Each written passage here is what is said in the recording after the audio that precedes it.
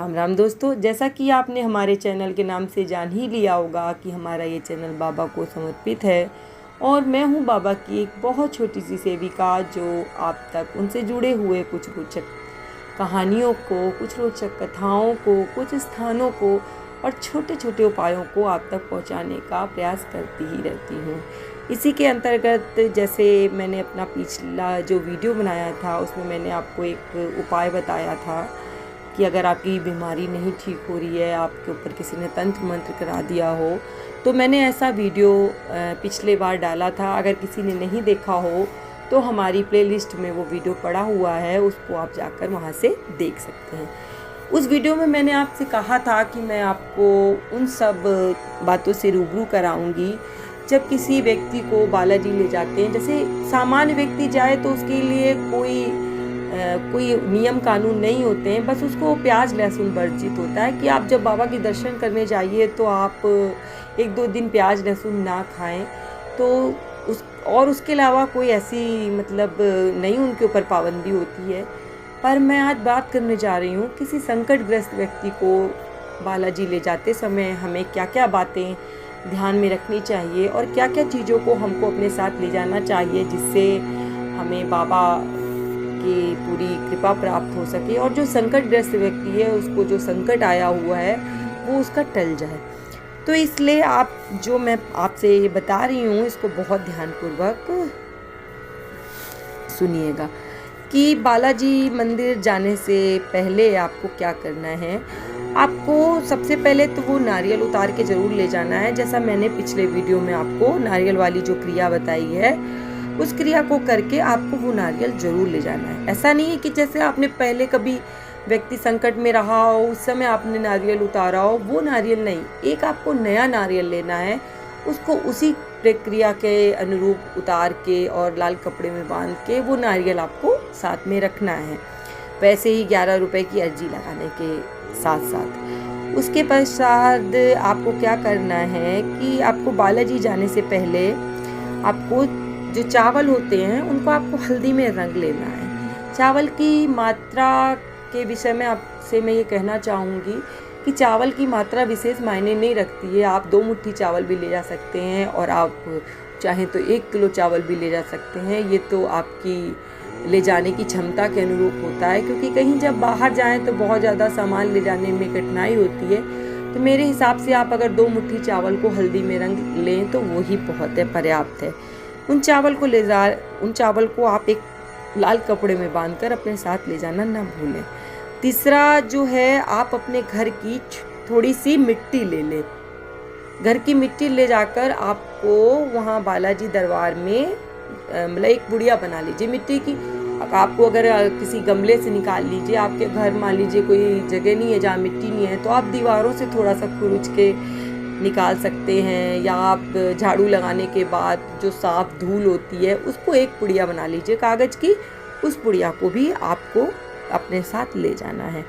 और चौथा जो मैं आपको बता रही हूँ कि जब आप बालाजी किसी संकटग्रस्त व्यक्ति को लेके जाएं तो एक दीपक जलाकर जरूर भगवान के सामने रख दीजिए, क्योंकि जो संकटग्रस्त व्यक्ति होता है वो जल्दी बालाजी जाना नहीं चाहता है, उसको बालाजी ले जाना थोड़ा सा कठिन होता है। वो नारियल जो जलेगा, वो जो नारियल रहेगा वो आपको बहुत मदद देगा, जो चावल होगा वो आपको बहुत मदद देगा।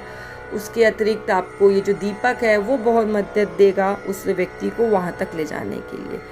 5वां, घर से निकलने से पहले बाबा की दरखास्त लगाना ना भूलें। जितने भी लोग बालाजी दर्शन करने के लिए आपके साथ जा रहे हैं उन सब की दरखास्त आपको 10-10 रुपए की निकाल के रखनी है और बाबा से प्रार्थना करनी है कि बाबा हमें अच्छे से अपने दरबार में बुलाइए। और फिर हम वहाँ जाएंगे तो आप लौटने की दरखास्त वहाँ लगा सकते हैं कि बाबा अब हम जा रहे हैं, हमारे ऊपर जो संकट है उसको आप समाप्त कीजिए, आप अपने मंदिर में संकट को रोक लीजिए और हमारे व्यक्ति को पूरी तरीके से स्वस्थ कर दीजिए। ये जो दरखास्त है आपको लगानी अगर नहीं आती है तो हमारा दरखास्त वाला वीडियो इसके लिए आप देख सकते हैं, हमारी प्लेलिस्ट में मिल जाएगा।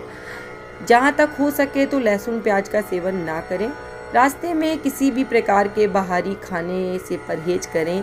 आप खुद घर में बना कर अपने लिए सामान ले जा सकते हैं।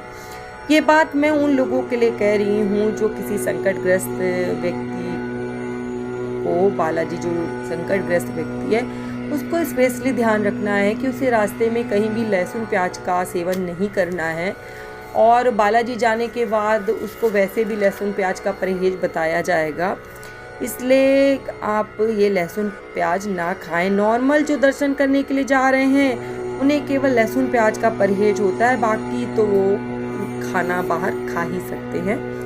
ये सब उपाय करना बहुत ज़रूरी होता है, क्योंकि जो व्यक्ति जिसे किसी प्रेत बाधा ने पकड़ कर रखा है, जिसके ऊपर ये संकट आया हुआ है, वो बालाजी जाने के नाम से ही डरेगा। लेकिन ये सारी जो विधियां मैंने आपको बताई हैं, उस व्यक्ति को और उस संकट को इनमें बांधकर आप बालाजी तक ले जाने में आपको मदद रखेंगी। याद रखिए कि बालाजी में जैसे ही बालाजी का नगला करके एक जगह आती है, उस जगह के आने के पश्चात ही जैसे ही वो जगह आती है तो जो संकटग्रस्त व्यक्ति होता है वहीं से छटपटाने लगता है।